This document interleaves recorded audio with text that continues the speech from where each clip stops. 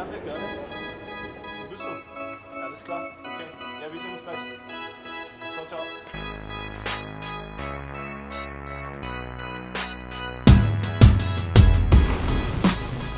I've been cycling and I've been doing endurance training and special training for big wave surfing for a while. For anything, any other training, weight training, agility, coordination, whatever else you do, you need endurance. And so it's a fun way. You're outside, you're not inside of a gym. You enjoy the nature still, and you're moving fast, which is cool. The biggest day in Nazaré this year happened in the middle of January, and at the time I was in Germany. I had a bad bronchitis from December on. Tom calls me and says, everybody's freaking out. There's a giant swell coming to Nazaré, and apparently some of the top bigger surfers, international surfers will come. We just watch a bunch of skis getting washed up onto the sand, and everybody getting stuck outside, and yeah, it was a hectic day.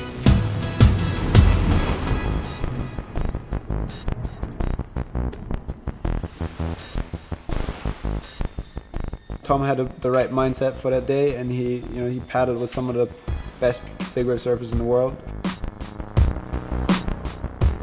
Yeah, I'm really proud of him that he overcame his fears and dropping in some of the biggest, if not the biggest, waves ridden in Europe.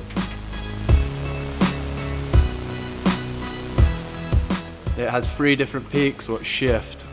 You have the peak close to the rocks, which is a big left-hand wedge. That's a peak I caught my good paddle barrel off. And then there's a big peak in the middle, which is an A-frame peak, which is where the swells meet what come out of the canyon. So the middle peak is the biggest peak down in Nazaré, and that's they come together and just throw massive.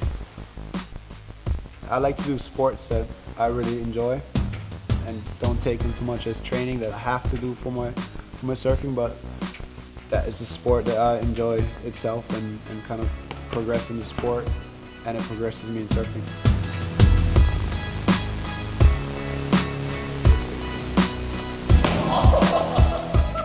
I thought I was able to chill for a little while and to recover. Then I got a call from Paul O'Kane, who is the contest director of the Mullaghmore competition, and I just popped a few more antibiotics, hopped in the airplane, and went back to freezing cold Ireland.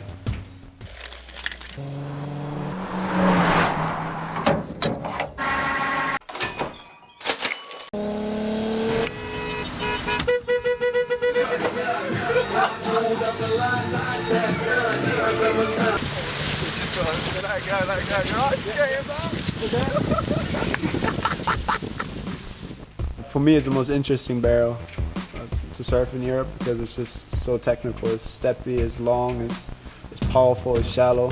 I'd say it's a cross between Chopu and Shipstons maybe. It could be one of the hardest waves to ride deep in the barrel in the world. It wasn't as consistent as they predicted. That's probably the reason they called the contest off. When I let go of the rope, I realized it was really deep.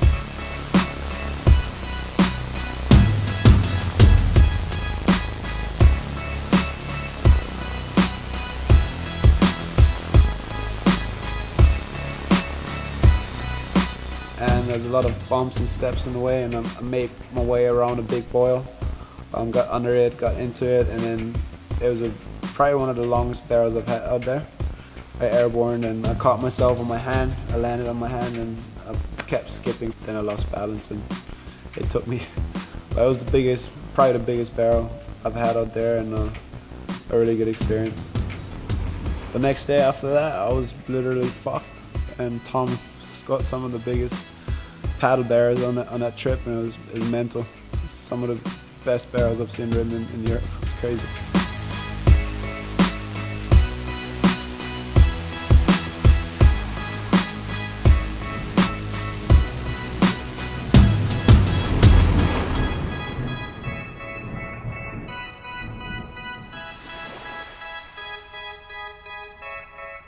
I think the best part about being a bigger surfer in Europe right now is that all these waves are popping up everywhere.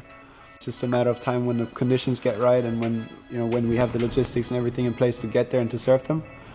And there's hundreds of waves out there in Ireland. The whole west coast is pretty much undiscovered, and also Portugal, Spain, and in France. There's so many waves. Myself and Sebastian will be super fit and determined to paddle into the biggest waves Europe has to offer. Good interview.